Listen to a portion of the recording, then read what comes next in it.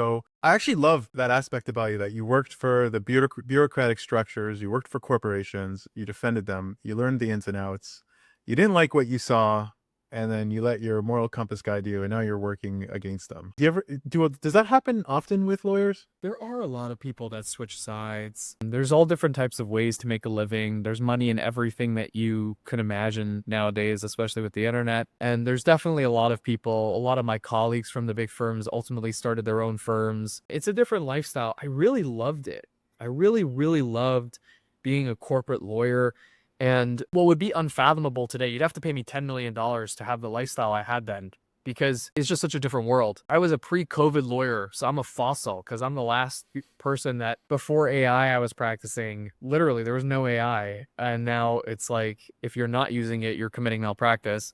But I was at my desk every day at 8:30 in the morning with a full suit and tie. I worked most Sundays, and it was like Suits.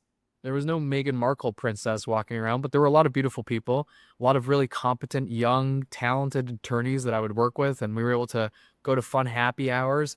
And then COVID hit, and I was doing all of my billable hours at my kitchen table, and it was a lot less fun. Mm. And while I was in the defense side, probably about 95% of the claims that I saw were really BS. They were really just people trying to take advantage of the system.